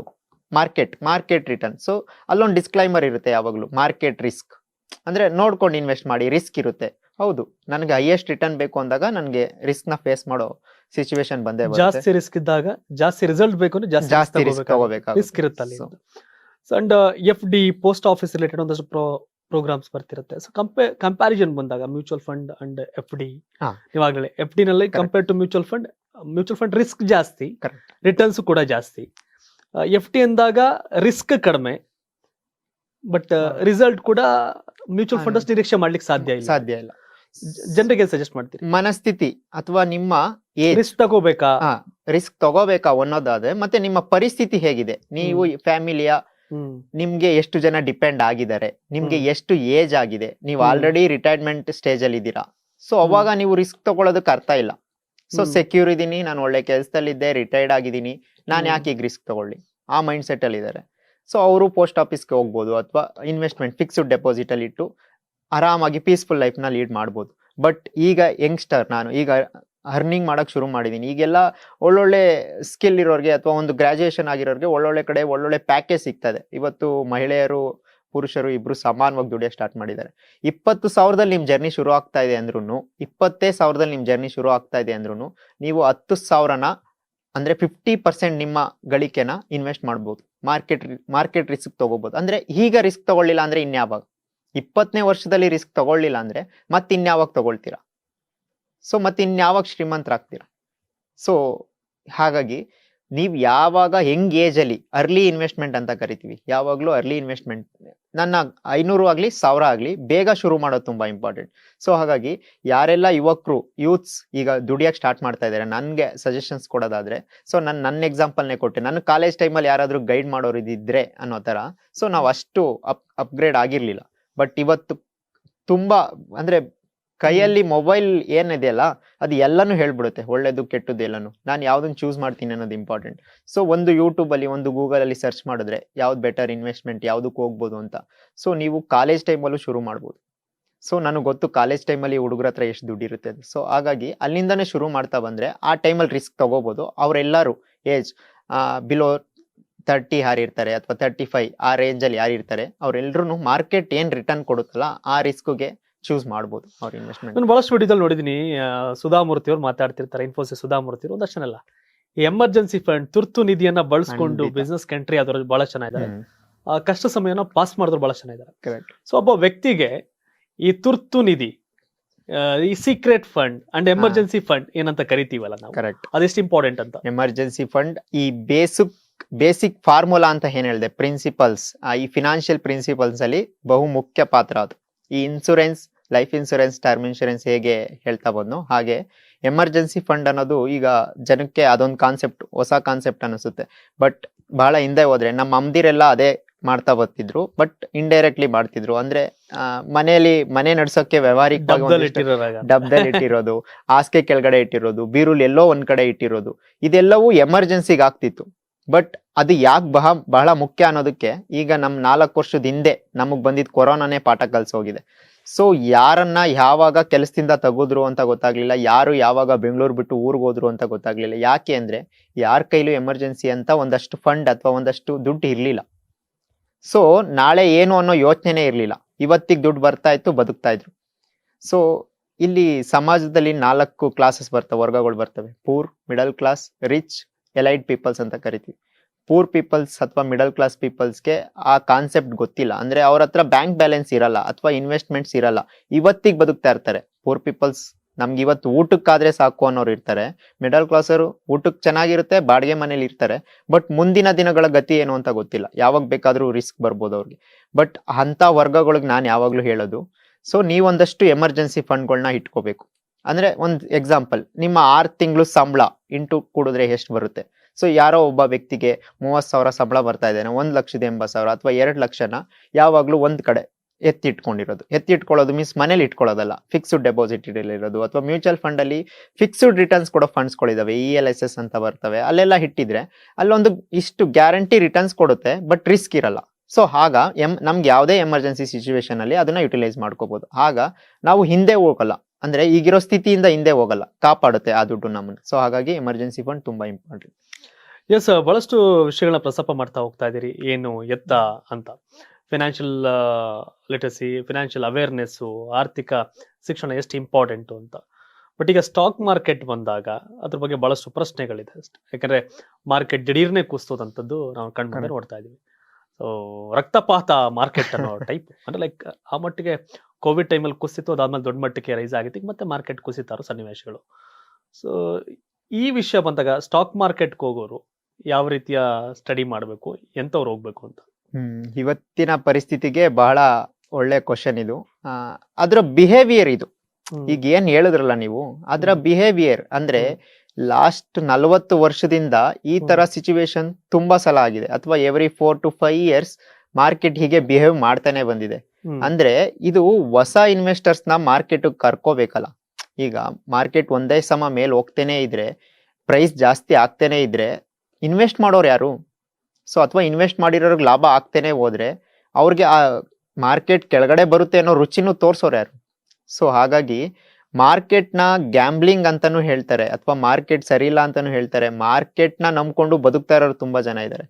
ಸೊ ನಾನು ನಿಮ್ಗೆ ಪ್ರಪಂಚದ ಟಾಪ್ 10 ಶ್ರೀಮಂತರು ಅಂತ ಯಾರನ್ನಾದ್ರೂ ಹೇಳಿದ್ರೆ ಯಾರಾದ್ರೂ ಒಂದಿಬ್ರು ಹೆಸರು ಹೇಳ್ಬೋದಾ ನೀವು? ಸಹಜವಾಗಿ ಪ್ರಪಂಚ ಅಂದಾಗ ಬಫೆಟ್ ನಾವು ವಾರನ್ ಬಫೆಟ್ ಇದ್ ಮಾಡ್ತೀವಿ, Elon Musk Warren Buffett, Elon ನಾವು ಮಸ್ಕ್, ಹೇಳಬೇಕಾಗತ್ತೆ. ನಮ್ಮ ಮುಖೇಶ್ ಅಂಬಾನಿ ಕೂಡ ಮುಖೇಶ್ ಅಂಬಾನಿ ಅವರು ಕೂಡ ಇದ್ದಾರೆ, ಅದಾನಿ ಕೂಡ ಇದ್ದಾರೆ. ಆಗಿಂದ ಸೊ ಹಾಗೆ ಇವ್ರೀಗ ಬರ್ತಿರ್ತಾರೆ. ನೊಂದು 4 ಜನ ಹೆಸರನ್ನ ಹೇಳಿದ್ರಿ, ಅವರ ಶ್ರೀಮಂತಿಕೆನ ಹೇಗ್ ಅಳಿತೀರಾ ಸರ್ ನೀವು? ಅವರ ಸಂಪತ್ತು ಏನಿದೆ ಅದ್ರ ಮೇಲೆ ಅಳಿತೀವಿ. ಆ ಸಂಪತ್ತು ಎಲ್ಲಿದೆ? ಬಹುತೇಕ ಎಲ್ಲ ಸ್ಟಾಕ್ ಮಾರ್ಕೆಟ್ ಅಲ್ಲೇ ಇದೆ. ಸೊ ಸ್ಟಾಕ್ ಮಾರ್ಕೆಟ್ ಪ್ರಪಂಚದ 10 ಜನ ಟಾಪ್ 10 ಅಂತ ಪಟ್ಟಿ ಮಾಡಿದ್ರೆ ಅವರ ಸಂಪತ್ನ ನಾವ್ ಹೇಗ್ ಅಳಿತೀವಿ ಅಂದ್ರೆ ಸ್ಟಾಕ್ ಮಾರ್ಕೆಟ್ ಅಥವಾ ಅವರ ಹೆಸರಲ್ಲಿರೋ ಶೇರ್ಸ್ ಮೇಲೆ. ಸೊ ಹಾಗಾಗಿ ನಾವು ಶ್ರೀಮಂತರಾಗ್ಬೇಕು ಅಥವಾ ಶ್ರೀಮಂತರು ಪಟ್ಟಿಗೆ ಸೇರ್ಬೇಕು ಅಂದ್ರೆ ಹೂಡಿಕೆ ಮಾಡ್ಲೇಬೇಕು, ಸ್ಟಾಕ್ ಮಾರ್ಕೆಟ್ ಅಲ್ಲಿ ಹೂಡಿಕೆ ಮಾಡ್ಲೇಬೇಕು. ನಮ್ಮ ಇಡೀ ದೇಶದ ಆರ್ಥಿಕತೆನ ಇನ್ನೊಂದು ಕಂಟ್ರಿ ಅಳಿಯೋದು ನಮ್ಮ ಸೆನ್ಸೆಕ್ಸ್ ಮೇಲೆ. ಸೆನ್ಸೆಕ್ಸ್ ಅಂದ್ರೆ ಟಾಪ್ 30 ಕಂಪ್ನೀಸ್ ನ ತಗೊಂಡು ಒಂದು ಸೆನ್ಸೆಕ್ಸ್ ಅಂತ ಮಾಡಿರ್ತಾರೆ. ಸೊ ಹಾಗಾಗಿ ನಾವು ಟಾಪ್ 10 ಶ್ರೀಮಂತರನ್ನೇ ನಾವು ಶ್ರೀಮಂತಿಕೆನ ಯಾವ್ದ್ರಿಂದ ಅಳಿತೀವಿ ಅಂದ್ರೆ ಸ್ಟಾಕ್ಸ್ ಅಲ್ಲಿ ಅವರ ಶೇರ್ಸ್ ಎಷ್ಟಿದೆ ಅಂತ. ಅಂದ್ರೆ ಅಂಬಾನಿದು 8 ಲಕ್ಷ ಕೋಟಿ ಇದೆ ಅಂತ ಹೇಳ್ತೀವಿ. 8 ಲಕ್ಷ ಕೋಟಿ ಅವನು ಕ್ಯಾಶ್ ಇಟ್ಕೊಂಡಿಲ್ಲ, ಅಥವಾ ಲ್ಯಾಂಡ್ ಇಟ್ಕೊಂಡಿಲ್ಲ, ಅಥವಾ ಗೋಲ್ಡ್ ಇಟ್ಕೊಂಡಿಲ್ಲ, ಶೇರ್ಸ್ ಇಟ್ಕೊಂಡಿದ್ದಾನೆ. ಸೊ ಹಾಗಾಗಿ ಪ್ರತಿಯೊಬ್ಬ ವ್ಯಕ್ತಿನೂ, ನಮ್ಮ ಇಂಡಿಯಾದ ಪ್ರತಿಯೊಬ್ಬ ವ್ಯಕ್ತಿನೂ ಯಾವತ್ತು ಸ್ಟಾಕ್ಸ್ ಅಲ್ಲಿ ಶೇರ್ಸ್ ಅಲ್ಲಿ ಹೂಡಿಕೆ ಮಾಡಕ್ ಬರ್ತಾನಲ್ಲ, ಹೂಡಿಕೆ ನಾನು ಹೇಳ್ತಾ ಇದೀನಿ, ಇನ್ವೆಸ್ಟ್ಮೆಂಟ್, ಲಾಂಗ್ ಟರ್ಮ್ ಇನ್ವೆಸ್ಟ್ಮೆಂಟ್ ಮಾಡಕ್ ಬರ್ತಾನಲ್ಲ, ಅವತ್ತು ನಮ್ಮ ದೇಶದ ಆರ್ಥಿಕತೆ ದ್ವಿಗುಣ ಆಗುತ್ತೆ. ಇವತ್ತೇನಿದೆಯಲ್ಲ ಇದರ 100 ಪಟ್ಟು ಜಾಸ್ತಿ ಆಗುತ್ತೆ. ಸೊ ಪ್ರತಿಯೊಬ್ಬ ವ್ಯಕ್ತಿಗೂ, ಪ್ರತಿಯೊಬ್ಬ ಮಗುಗೂ ಸ್ಟಾಕ್ ಮಾರ್ಕೆಟ್ ಬಗ್ಗೆ ಕಲಿಸ್ಬೇಕು. ಯಾವ್ದ್ರ ಬಗ್ಗೆ ಅಂದ್ರೆ ಹೂಡಿಕೆ ಮಾಡೋದ್ರ ಬಗ್ಗೆ, ಹೇಗ್ ವರ್ಕ್ ಆಗುತ್ತೆ, ಕಂಪ್ನಿ ಅಂದ್ರೆ ಏನು, ಶೇರ್ಸ್ ಅಂದ್ರೆ ಏನು, ಯಾಕೆ ನಾವು ಹೂಡಿಕೆ ಮಾಡಬೇಕು, ಡಿಮ್ಯಾಟ್ ಅಕೌಂಟ್ ಅಂದ್ರೆ ಏನು, ಎಷ್ಟು ಸೆಕ್ಯೂರ್ ಆಗಿ ವರ್ಕ್ ಆಗುತ್ತೆ, ಅದನ್ನ ಹ್ಯಾಂಡ್ಲ್ ಮಾಡ್ತಾ ಇರೋ ಸೆಬಿ ಅಂದ್ರೆ ಏನು. ಸೊ ಇದನ್ನೆಲ್ಲ ತಿಳಿಸ್ಕೊಡೋದ್ರಿಂದ ನಮ್ಮ ಜನ ಅಥವಾ ನಮ್ಮ ನೆಕ್ಸ್ಟ್ ಜನರೇಷನ್ ಇದ್ರ ಬಗ್ಗೆ ತಿಳುವಳಿಕೆ ಬರೋದ್ರಿಂದ ಅವರು ಇನ್ವೆಸ್ಟ್ ಮಾಡಕ್ ಬರ್ತಾರೆ. ಸೊ ನಮ್ಮ ದೇಶದ ಜನ ನಮ್ಮ ದೇಶದ ಕಂಪ್ನಿಗಳ ಮೇಲೆ ಇನ್ವೆಸ್ಟ್ ಮಾಡ್ತಾರೆ, ಹೂಡಿಕೆ ಮಾಡ್ತಾರೆ ಅಂದ್ರೆ ಆಟೋಮೆಟಿಕ್ ಆಗಿ ನಮ್ಮ ದೇಶದ ಆರ್ಥಿಕತೆನೂ ಕೂಡ ಜಾಸ್ತಿ ಆಗುತ್ತೆ. ಸೊ ಹಾಗಾಗಿ ಇಲ್ಲಿ ನೀವು ಗ್ರೀಡಿನೆಸ್ ನ ಬಿಡಿ, ಅಂದ್ರೆ ಟ್ರೇಡಿಂಗ್ ಅಥವಾ ಅಡ್ವರ್ಟೈಸ್ಮೆಂಟ್ ಈಗ ಇದೊಂದು ಪಾರ್ಟ್ ನಡೀತಾ ಇದೆ, ಇವತ್ತಿನ ಮಟ್ಟಿಗೆ ತುಂಬಾ ಪ್ರಸಿದ್ಧಿ ಪಡ್ಕೊಂಡಿದೆ. ನೀವು ಪ್ರತಿದಿನ 1000 ರೂಪಾಯಿ ಗಳಿಸ್ಬೋದು, ತಿಂಗಳಿಗೆ 1 ಲಕ್ಷ ಮಾಡದೆ, ಯಾವುದು ಸತ್ಯ ಅಲ್ಲ, ಅಷ್ಟು ಈಸಿನೂ ಇಲ್ಲ. ಸೊ ಇಲ್ಲ, ಟ್ರೇಡಿಂಗ್ ಅಲ್ಲಿ ಅಷ್ಟು ಈಸಿ ಇಲ್ಲ. ಸೊ ಅದೊಂದು ಮಾರ್ಕೆಟಿಂಗ್ ಸ್ಟ್ರಾಟಜಿ ಆಗಿದೆ, ಅಂದ್ರೆ ಕ್ಲಾಸಸ್ನ ಸೇಲ್ ಮಾಡ್ತಾ ಇದ್ದಾರೆ. ಅದನ್ನ ಬಿಟ್ರೆ ಹೂಡಿಕೆ ಮಾಡಬೇಕಾಗಿರೋದು ನೀವು ನಿಮ್ಮ ಜೀವನದಲ್ಲಿ ಅಳವಡಿಸ್ಕೋಬೇಕಾಗಿದೆ. ಸೊ ಹೂಡಿಕೆ ಮಾಡಿ ಅದಕ್ಕೊಂದಷ್ಟು ಟೈಮ್ ಕೊಡಿ. ನಿಮ್ ದುಡ್ಡು ದುಡ್ಡು ದುಡ್ದು ಕೊಡುತ್ತೆ ನಿಮ್ಗೆ. ಸೊ ಟೈಮ್ ಕೊಡಬೇಕು. ಟೈಮ್ ಕೊಡ್ಬೇಕು. ಡಿವಿಡೆಂಡ್ಸ್ ಕೊಡೋ ಈಗ ನಾನು companyಗಳು ತೆಂಗಿನ ಗಿಡ ನೆಟ್ಬಿಟ್ಟು ನಾಳೆ ಎಳ್ನೀರ್ ಕೇಳಬೇಕು ಅಂದ್ರೆ ಆಗಲ್ಲ. ಖಂಡಿತ ವರ್ಷ ಸಾಧ್ಯ ಕಾಯ್ಬೇಕು. ಇಲ್ಲ. ಹೈಬ್ರಿಡ್ ಗಿಡ ತಂದ್ ನಟ್ರು 3 ರಿಂದ 4 ವರ್ಷ ಬೇಕು.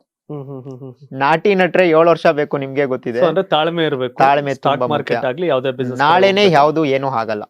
ಸೊ ಹಾಗಾಗಿ ಲಾಂಗ್ ಟರ್ಮ್ ಹೂಡಿಕೆಗಳಲ್ಲಿ ಅಳವಡಿಸ್ಕೊಳ್ಳೋದು ತುಂಬಾ ಇಂಪಾರ್ಟೆಂಟ್. ಫಿನಾನ್ಷಿಯಲ್ ಲಿಟ್ರಸಿ ಅಂದ್ರೆ ಆರ್ಥಿಕ ಶಿಕ್ಷಣ ಎಷ್ಟು ಅವಶ್ಯಕ? ಇನ್ಶೂರೆನ್ಸ್ ಅಲ್ಲಿ ಬರುವಂತ term insurance, life insurance, health insurance ಎಷ್ಟು ಅನಿವಾರ್ಯ ಕೆಲವರಿಗೆ, ಅಂದ್ರೆ ಹಲವರಿಗೆ ಅನಿವಾರ್ಯ. ಜೊತೆಗೆ mutual fund, FD, post office related ಅದರ ಕತೆಗಳೇನು, ಇನ್ನು ಸ್ಟಾಕ್ ಮಾರ್ಕೆಟ್ ರಿಸ್ಕ್ ಏನು, ಇವೆಲ್ಲವೂ ಕೂಡ ಸ್ಪಷ್ಟವಾಗಿ ಹೇಳಿದ್ರಿ. ಅಂತಿಮವಾಗಿ ಕೆಲವರಿಗೆ ಬೇಕಾದವ್ರು ರೀಚ್ ಆಗಿರುತ್ತೆ, ಇನ್ನು ಕೆಲವರು ತಿಳ್ಕೊಳ್ಳೋ ಕಡೆ ಗಮನ ಕೊಡ್ತಿರ್ತಾರೆ. ಗವರ್ನಮೆಂಟ್ ಎಂಪ್ಲಾಯೀಸ್ ಬಹಳ ಸೇಫ್ ಅಂತಾರೆ, ಬಿಕಾಸ್ ಆಫ್ ಪೆನ್ಷನ್ ಬರುತ್ತೆ ಮೇಲೆ Pension. ಅಂತ. ಸೊ ನಾನ್ ಗವರ್ನಮೆಂಟ್ ಎಂಪ್ಲಾಯೀಸ್ ಕೂಡ ಪೆನ್ಷನ್ ತಗೊಳ್ಳುವಂತ ಒಂದಷ್ಟು ಅವಕಾಶಗಳಿದೆ, ಅಷ್ಟೊಂದು ದಾರಿಗಳಿದೆ. ಸೊ ಖಂಡಿತ ಪೆನ್ಷನ್ ಸ್ಕೀಮ್ ಎಷ್ಟು ಅನಿವಾರ್ಯ ಜನರಿಗೆ ಅಂತ ತಿಳಿಸ್ಬೋದಾ ಅಂತ? ಖಂಡಿತ. ಸೊ ರಿಟೈರ್ಮೆಂಟ್ ಪ್ಲಾನಿಂಗ್ ಅಂತ ಕೇಳ್ತಾ ಇದ್ದೀರಾ, ಕರೆಕ್ಟ್ ಅಲ್ವಾ ಸರ್? ರಿಟೈರ್ಮೆಂಟ್ ಪ್ಲಾನಿಂಗ್ ಜೀವನದಲ್ಲಿ ತುಂಬಾ ಇಂಪಾರ್ಟೆಂಟ್. ಅಂದ್ರೆ ನಾನು ಹೇಳೋದು ಆರ್ಶ್ವೇ ಅನ್ಸ್ಬೋದು ನಿಮ್ಗೆ. ತಂದೆ ತಾಯಿಗಳ್ಗೆ ಹೇಳ್ತಾ ಇದ್ದೀನಿ, ನೀವು ಜೀವನ ಪೂರ್ತಿ ದುಡಿತೀರಾ, ಯಾರಿಗೋಸ್ಕರ ಅಂದ್ರೆ ಮಕ್ಳಿಗೋಸ್ಕರ ಅಂತೀರಾ. ಯಾಕೆ ಅದರ ಒಂದು ಭಾಗನ ನೀವು ನಿಮ್ಮ ಮೇಲೆ ಇನ್ವೆಸ್ಟ್ ಮಾಡ್ಕೋಬಾರ್ದು? ಸೊ ಜೀವನ ಪೂರ್ತಿ ದುಡ್ದು ಅವ್ರನ್ನ ಬೆಳೆಸಿ ಮದುವೆ ಮಾಡ್ತೀರಾ, ಇದರ್ ಮಗ ಓದಿಸಿ ಮಕ್ಕಳನ್ನ ಎಜುಕೇಶನ್ ಮೇಲೆ ಇನ್ವೆಸ್ಟ್ ಮಾಡಿಸಿ ಅವ್ರಿಗೊಂದು ಮನೆ ಮಾಡಿಕೊಟ್ಟು ಕೊನೆಗಾಲದಲ್ಲಿ ನಮ್ಮನ್ನ ನೋಡ್ಕೊಳ್ಳಿ ಅಂತ ಎಕ್ಸ್ಪೆಕ್ಟ್ ಮಾಡ್ತೀರಾ. ಇಷ್ಟೆಲ್ಲ ಮಾಡಿದವ್ರಿಗೆ ನೀವು ನಿಮ್ಮ ಮೇಲೆ ಇನ್ವೆಸ್ಟ್ ಮಾಡಿಕೊಂಡು, ಅಷ್ಟೂ ವರ್ಷ ನಿಮ್ಮ ಮೇಲೆ ಒಂದು ಭಾಗ ಇನ್ವೆಸ್ಟ್ ಮಾಡಿಕೊಂಡು ಅದರದೇ ದುಡ್ಡಲ್ಲಿ ನೀವು ಯಾಕೆ ಬದುಕಬಾರ್ದು? ಸೊ ಇದು ರಿಟೈರ್ಮೆಂಟ್ ಪ್ಲಾನಿಂಗ್. ಅಂದ್ರೆ ಗೌರ್ಮೆಂಟ್ ಕೆಲಸದಲ್ಲಿರೋರು ಬಹಳ ಕಮ್ಮಿ ಜನ. ಅದರಲ್ಲೂ 2012ರಿಂದ ಪೆನ್ಷನ್ ಸ್ಕೀಮ್ ಕ್ಯಾನ್ಸಲ್ ಮಾಡಿದ್ದಾರೆ. ಒಂದು ರಿಟೈರ್ಮೆಂಟ್ ಲಮ್ಸಮ್ ಇನ್ವೆಸ್ಟ್ಮೆಂಟ್ ಕೊಡ್ತಾರೆ. ಓಕೆ, ಅವ್ರು ಸೆಕ್ಯೂರ್ ಇದ್ದಾರೆ. ಬಟ್ ಗೌರ್ಮೆಂಟ್ ಕೆಲಸ ಬಿಟ್ಟು ಬೇರೆ ಬೇರೆ ಬೇರೆ ವರ್ಗಗಳಲ್ಲಿ ಇರೋರು, ಇವತ್ತಿನ ಕಾರ್ಪೊರೇಟ್ ಅಲ್ಲಿ ವರ್ಕ್ ಮಾಡ್ತಾ ಇರೋರು ಯಾವಾಗ ಅವ್ರನ್ನ ಫೈರ್ ಮಾಡ್ತಾರೆ ಅಂತ ಗೊತ್ತಿಲ್ಲ. ಸೊ ಹಾಗಾಗಿ ನಾವು ನಮ್ಮ ರಿಟೈರ್ಮೆಂಟ್ಗೆ ಇವತ್ತಿನ 20 ವರ್ಷಕ್ಕೆ ನಾನು ದುಡಿಯಕ್ಕೆ ಶುರು ಮಾಡಿದೀನಿ ಅಂದ್ರೆ ನನಗೆ ಗೊತ್ತಿಲ್ಲ ನಾನು ಮುಂದಿನ 60 ವರ್ಷದವರೆಗೂ ದುಡಿತೀನೋ, 50ನೇ ವರ್ಷದಲ್ಲೇ ರಿಟೈರ್ಡ್ ಆಗ್ತೀನೋ, ಅಥವಾ 30ನೇ ವರ್ಷದಲ್ಲೇ ರಿಟೈರ್ಡ್ ಆಗ್ತೀನೋ. ಸೊ ಅಲ್ಲಿವರೆಗೂ ನೆಕ್ಸ್ಟ್ 30 ವರ್ಷ, 40 ವರ್ಷ, 50 ವರ್ಷ ನನ್ನ ರಿಟೈರ್ಮೆಂಟ್ಗೋಸ್ಕರ ಈಗಾಗಲೇ ಮಾತಾಡ್ದಂಗೆ ಮ್ಯೂಚುವಲ್ ಫಂಡ್ಸ್ ಅಲ್ಲಿ ಸ್ಟಾಕ್ಸ್ಗಳ ಮೇಲೆ, ಡಿವಿಡೆಂಡ್ಸ್ ಕೊಡೋ ಸ್ಟಾಕ್ಸ್ಗಳ ಮೇಲೆ, ಬೇರೆ ಬೇರೆ ಮಾರ್ಕೆಟ್ ರಿಟರ್ನ್ಸ್ ಮೇಲೆ, ಬಾಂಡ್ಸ್ ಮೇಲೆ ಇನ್ವೆಸ್ಟ್ ಮಾಡ್ತಾ ಬಂದ್ರೆ ಅದು ನನ್ನ ಕೊನೆಗಾಲದಲ್ಲಿ ಕಾಪಾಡುತ್ತೆ. ಸೊ ಈ ಇನ್ವೆಸ್ಟ್ಮೆಂಟ್ನ SIP ಅಂತ ಕರಿತೀವಿ, ಸಿಸ್ಟಮ್ಯಾಟಿಕ್ ಇನ್ವೆಸ್ಟ್ಮೆಂಟ್ ಪ್ಲಾನ್ಸ್. ಅಂದ್ರೆ ಪ್ರತಿ ತಿಂಗಳು ನಾನು ದುಡಿಮೆಲಿ ನಾನು ಒಂದಷ್ಟು ಭಾಗನ ಎತ್ತಿಡೋದು. ಅದನ್ನೇ ಒಂದಷ್ಟು ವರ್ಷಗಳು ಕಳೆದ್ಮೇಲೆ SWP ಮಾಡ್ಕೋಬಹುದು. ಅಂದ್ರೆ ಸಿಸ್ಟಮ್ಯಾಟಿಕ್ ವಿತ್ಡ್ರಾಲ್ ಪ್ಲಾನ್. ಅಂದ್ರೆ ನಾನು ಏನ್ ಹೂಡಿಕೆ ಮಾಡ್ಕೊಂಡು ಬಂದಿರ್ತೀನಲ್ಲ ಅದನ್ನೇ ವಿತ್ಡ್ರಾ ಮಾಡ್ತಾ ಬರ್ಬೋದು. ಅದು ಯಾವತ್ತೂ ಕರ್ಗಲ್ಲ, ಯಾಕಂದ್ರೆ ಅಷ್ಟು ವರ್ಷ ತಗೊಂಡಿರುತ್ತೆ, ಕಾಂಪೌಂಡಿಂಗ್ ಆಗಿರುತ್ತೆ, ಅದು ಬೆಳಿತಾನೆ ಹೋಗ್ತಾ ಇರುತ್ತೆ. ನನ್ನ ಪ್ರತಿ ತಿಂಗಳು ನನ್ನ ಖರ್ಚಿಗೆ ಅಥವಾ ನನ್ನ ಪ್ಯಾಷನ್ಗೆ, ನನ್ನ ಟ್ರಾವೆಲ್ಗೆ, ನಾನು ಇನ್ನೇನೋ ಮಾಡೋದಕ್ಕೆ ನಾವು ವಿತ್ಡ್ರಾ ಮಾಡ್ತಾ ಬರ್ಬೋದು ಒಂದಷ್ಟು ವರ್ಷಗಳನ್ನ ಮಾಡೋದ್ರಿಂದ. ಸೊ ಹಾಗಾಗಿ ಇದು ಒಂದು ರಿಟೈರ್ಮೆಂಟ್ ಪ್ಲಾನಿಂಗ್ ಎಲ್ಲರೂ ಮಾಡ್ಕೋಬೇಕಾಗಿರೋ ವಿಷಯ. ಅಂದ್ರೆ ವೃದ್ಧಾಶ್ರಮಗಳು ಯಾಕೆ ಜಾಸ್ತಿ ಆಗ್ತಾ ಇದೆ, ಮಕ್ಕಳು ಯಾಕೆ ನೋಡ್ಕೊಳ್ಳಲ್ಲ ಅಂತ ಕಂಪ್ಲೇಂಟ್ಸ್ ಎಲ್ಲ ಏನಿದೆಯಲ್ಲ, ಅದು ಇವತ್ತಿನ ಪರಿಸ್ಥಿತಿ ಆಗಿದೆ. ಅಂದ್ರೆ ಅವನು ಬದುಕಿ ಅವನ ಹೆಂಡತಿ ನೋಡ್ಕೊಂಡು ಆ ಮಗುನ ಸ್ಕೂಲ್ ಫೀಸು ಓದಿಸಿ ಬದುಕೋದಿದೆಯಲ್ಲ, ಅಷ್ಟು ಈಸಿ ಇಲ್ಲ. ಸೊ ನಾನೇನ್ ಹೇಳ್ತಾ ಇದ್ದೀನಿ ಅಂದ್ರೆ, ನಾನು ಯಾರನ್ನು ಬ್ಲೇಮ್ ಮಾಡ್ತಾ ಇಲ್ಲ, ಬಟ್ ನಾವು ಎಲ್ಲವನ್ನೂ ಮಾಡೋರು ಸಮಾಜಕ್ಕೆಗೋಸ್ಕರ ಮನೆ ಮಾಡ್ಕೊಳ್ತೀವಿ, ಕಾರ್ ತಗೋತೀವಿ EMI, ಬಟ್ ಮುಂದಿನ ನನ್ನ ರಿಟೈರ್ಮೆಂಟ್, ನನ್ನ ವಯಸ್ಸಾದ್ಮೇಲೆ ನಾನು ಯಾರ ಮೇಲೂ ಡಿಪೆಂಡ್ ಆಗಬಾರ್ದು, ನನ್ನದೇ ದುಡ್ಡಲ್ಲಿ ಬದುಕೋದಕ್ಕೆ ರಿಟೈರ್ಮೆಂಟ್ ಪ್ಲಾನಿಂಗ್ಗಳು ಒಂದಷ್ಟಿದೆ. ಸೊ ಅದಷ್ಟನ್ನು ಮಾಡ್ಕೋಬೇಕು ಅಂತ ಹೇಳ್ತಾ ಇದ್ದೀನಿ. ಎಸ್, ಇವತ್ತು ಹೇಮಂತ್ ಕುಮಾರ್ ಅವರು ಬ್ಯಾಂಗ್ಳೂರ್ ಯೂನಿವರ್ಸಿಟಿಯಲ್ಲಿ ಗೋಲ್ಡ್ ಮೆಡಲಿಸ್ಟ್, ಫಿನಾನ್ಸ್ ಮತ್ತೆ ಟೂರಿಸಂ ಸಂಬಂಧಪಟ್ಟ ಹಾಗೆ. ಜೊತೆಗೆ ಎಲ್ರಿಗೂ ಕೂಡ ಆರ್ಥಿಕ ಶಿಕ್ಷಣವನ್ನು ತಲುಪಿಸಬೇಕು, ಫಿನಾನ್ಷಿಯಲ್ ಲಿಟ್ರಸಿಯನ್ನು ಜಾಸ್ತಿ ಮಾಡಬೇಕು. ನಮ್ಮ ದೇಶದಲ್ಲಿ ಕೇವಲ 10%ಗಿಂತ 2 ದಾಟಿಲ್ಲ ಮ್ಯೂಚುವಲ್ ಫಂಡ್ ಆಗ್ಬೋದು, ಸ್ಟಾಕ್ ಮಾರ್ಕೆಟ್ ಆಗ್ಬೋದು, ಫಿನಾನ್ಷಿಯಲ್ ಬಗ್ಗೆ ಅರಿವಿರೋರ ಸಂಖ್ಯೆ ತೀರಾ ಕಡಿಮೆ ಇದೆ ಅನ್ನೋ ಕಾರಣಕ್ಕೆ ಆರ್ಥಿಕ ಜಾಗೃತಿ ಮೂಡಿಸುವಂಥ ಕೆಲಸವನ್ನು ಹೇಮಂತ್ ಕುಮಾರ್ ಮಾಡ್ತಿದ್ದಾರೆ. ಅದರ ಭಾಗವಾಗಿ ನಮ್ಮ ಸ್ಟುಡಿಯೋಗೆ ಬಂದರು. ಇವತ್ತು ನಿಮಗೆ ಇನ್ಶೂರೆನ್ಸಲ್ಲಿ ಪ್ರಕಾರಗಳು, health insurance, term insurance, life insurance, ಮತ್ತು ಇನ್ವೆಸ್ಟ್ಮೆಂಟ್, ಹಣವನ್ನು ದುಡಿಯೋದು ಹೇಗೆ, ಹಣವೇ ಹಣ ದುಡಿಯೋದು ಹೇಗೆ ಅನ್ನೋ ಎಲ್ಲ ವಿಷಯವನ್ನು ತಿಳಿಸ್ಕೊಟ್ಟಿದ್ದಾರೆ. ನಿಮ್ಮ ಮುಂದೆ ಇನ್ನೊಂದಷ್ಟು ಪ್ರಶ್ನೆಗಳು ಸಹಜವಾಗಿರುತ್ತೆ. ಆ ಪ್ರಶ್ನೆಗಳಿಗೆ ಉತ್ತರ ಕೊಡೋಕೆ ಅವ್ರು ರೆಡಿ ಇದ್ದಾರೆ. ನಂಬರ್ ಕೂಡ ಡಿಸ್ಪ್ಲೇ ಆಗ್ತದೆ, ಅವ್ರನ್ನ ಕಾಂಟ್ಯಾಕ್ಟ್ ಮಾಡ್ಬೋದು. ಇನ್ನು ಬೆಂಗಳೂರಿನ ರಾಜಾಜಿನಗರ ಕಡೆ ಇದೆ, ಅವ್ರ ಆಫೀಸ್ ಕೂಡ ವಿಸಿಟ್ ಮಾಡಿ ಭೇಟಿ ಮಾಡ್ಬೋದು. ಹಾಗಾಗಿ young and dynamic Hemanth Kumar, ಮಂಡ್ಯದ ನಾಗಮಂಗಲ ಮೂಲದವರು, ನಾನು ಮಂಡ್ಯದವನೇ.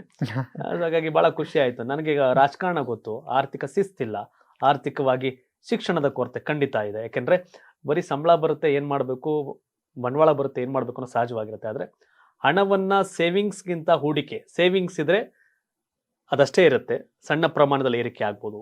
ಬಟ್ ಹಣದುಬ್ಬರ ಕಂಪೇರ್ ಮಾಡಿದಾಗ ಅದೇನು ಅಲ್ಲ ಬ್ಯಾಂಕಲ್ಲಿ ಇಟ್ಟಿದ್ರೆ. ಆದರೆ ಹೂಡಿಕೆ ಮಾಡಿದ್ರೆ ಯಾವ ರೀತಿ ಆಗ್ಬೋದು ಅಂತ ನಾಗಲೇ ಒಂದು ಎಕ್ಸಾಂಪಲ್ ಕೂಡ ಹೇಳಿದೆ. ನಿಮ್ಮ ಮನೇಲಿ 1 kg ಹುರುಳಿಕಾಳು ಇತ್ತು ಅಂದರೆ 1 ವರ್ಷ ಹಂಗೆ ಇಟ್ಟರೆ 1 kgನೇ ಇರ್ತದೆ ಕವರ್ ಕಟ್ಟಿ ಇಟ್ಟಿದ್ರೆ.